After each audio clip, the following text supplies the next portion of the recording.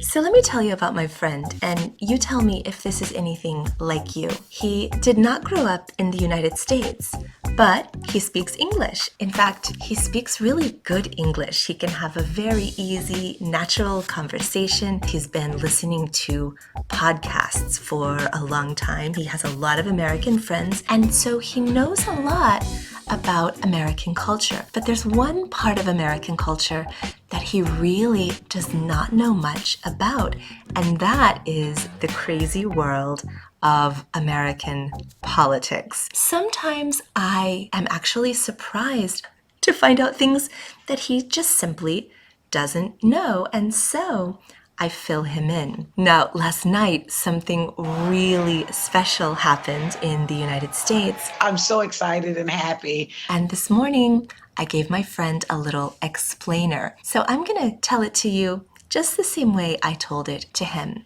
I sent my friend a message, Raphael Warnock won the Senate.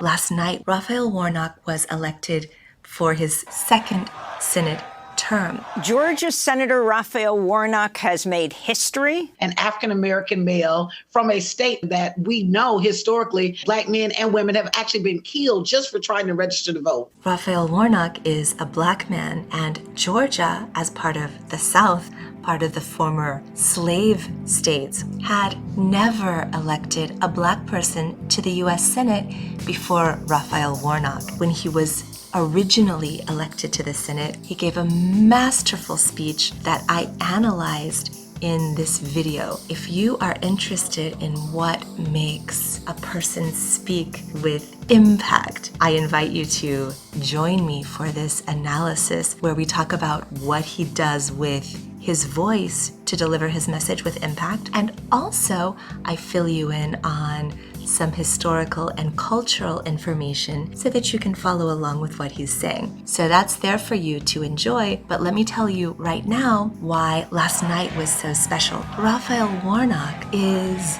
an amazing speaker and also a pastor at the church where Martin Luther King Jr.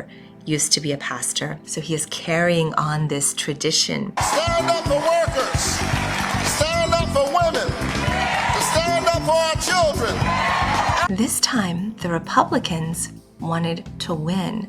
So against Raphael Warnock, they put another Black man. Donald Trump endorsed this candidate. He pushed this candidate, but it was another Black man because they were trying to split the Black vote. But this guy was a former football star, not even from Georgia. Herschel Walker, a former football star who had no political experience. And there's something wrong with him. Donald Trump only picks crazy extreme candidates, and this was a perfect example. So this guy went around campaigning, embarrassing himself again and again. It is embarrassing. Let's call it what it is. It is embarrassing. But I don't think he was smart enough to actually be embarrassed by the things that were coming out of his mouth. You ever watch a stupid movie late at night hoping it's going to get better, don't get better, but you keep watching it anyway? It makes me want to laugh, and then it makes me think we're in trouble. He was on the campaign trail talking about vampires and werewolves. The internet is circulating right now with a ton of videos. People can't believe that this is coming out of his mouth. The other night I was watching this movie.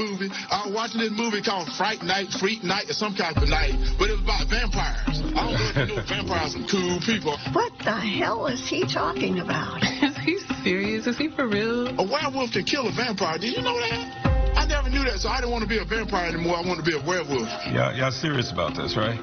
Supposedly he's anti-abortion because that's the Republican platform, but several women have stepped forward and said, well, when he got me pregnant, he paid for my abortion. He's also had several of his former partners step forward and say, well, he beat me actually when we were together.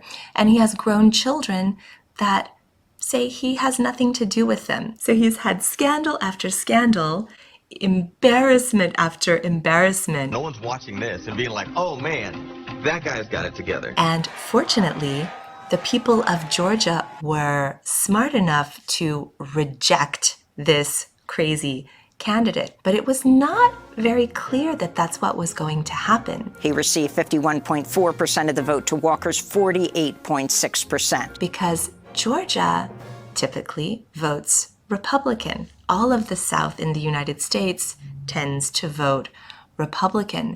So it was not at all guaranteed that even this incredibly intelligent, capable, moral, and eloquent senator would be able to hold on to his seat. Georgia voted for Republicans for governor, for every state office, everything except senator. When it came to the Senate, they voted for the Democratic candidate, and that is why this moment is so special. So if you want to celebrate this special moment with me, I invite you to join me for an analysis of an incredible speech. You are going to learn so much about impactful, persuasive speaking, and also about American history, culture, and politics.